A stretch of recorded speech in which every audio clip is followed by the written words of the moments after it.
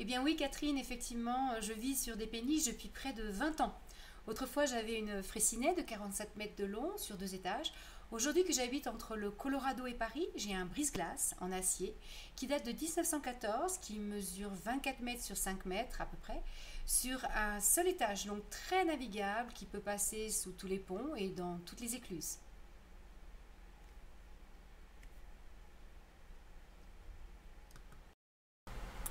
En fait, il existe deux façons de vivre sur un bateau. Il y a ceux qui ont choisi une maison flottante, c'est-à-dire que leur péniche ne peut pas naviguer, qu'elle est totalement dépendante de la terre, enfin c'est une barge, hein, avec l'électricité, l'eau, etc. Et puis ceux comme moi qui ont choisi de vivre sur ce que j'appellerais un bateau. C'est-à-dire une péniche qui se déplace, dont le moteur fonctionne, qui est parfaitement équipé pour cela, qui a certaine autonomie, donc qui peut se connecter à la terre, mais il n'en a pas besoin. Alors là, effectivement, tout se complique. Et la vie de tous les jours s'éloigne passablement de la vie en appartement.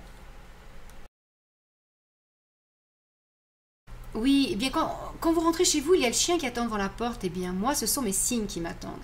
Et le matin, avant d'aller à l'université, je fais de la marche. Et à Paris, je fais un tour en kayak ou en planche à voile s'il y a du vent. Et quand je veux voir mes amis, je ne prends pas ma voiture. Je prends mon jet ski, mon bachot. Et mes amis ils viennent me voir avec leur bateau. Et ils passent le week-end à couple de moi.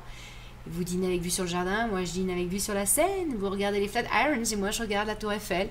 Et quand j'ai envie de partir pour le week-end, j'emmène ma maison avec moi, c'est un peu plus sportif car il faut passer les écluses et faire les amarrages, mais ouais, non, c'est top.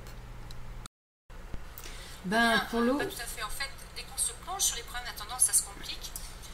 J'ai équipé mon brise-glace avec un groupe électrogène au fioul, une éolienne et une série de panneaux solaires. Et quand je navigue, j'ai une turbine dans mon moteur qui recharge mes batteries. Évidemment, moi je peux aussi me connecter au quai. De la même façon, j'ai plusieurs circuits électriques sur mon bateau, donc un circuit de 120 volts connecté à la terre et à mon groupe, puis un circuit en 24 volts connecté aux batteries. Donc chaque pièce, j'ai des lumières et des prises avec deux intensités, et puis des convertisseurs qui transforment le courant. Ainsi, je peux utiliser tout mon appareil, quelles que soient les conditions. pour l'eau, oh là là, pour l'eau, eh bien il faut créer la pression. Donc j'ai un hydrophore et puis il faut purifier l'eau qui ne vient pas du quai. J'ai donc une station avec un osmoseur qui me permet d'utiliser l'eau de la Seine. Et puis bien entendu, pour les eaux usées, j'ai une station d'épuration qui nettoie l'eau avant de la rejeter. J'ai beaucoup d'autres appareils comme ceci. Tout cela est un petit peu compliqué, mais cela fait partie de la vie sur un bateau. Eh bien, c'est la rouille. Le cancer des bateaux, c'est la rouille. Alors, chaque année, il faut entretenir, gratter, repeindre. Ouais, le problème, c'est la rouille.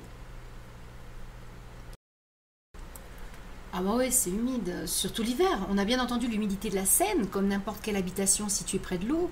Mais l'hiver, on a l'ennemi des gens qui vivent sur les bateaux, la condensation. C'est terrible la condensation. Je pourrais vous en parler de la condensation pendant des heures, mais on va éviter. Et puis la condensation, c'est la nourriture de la rouille.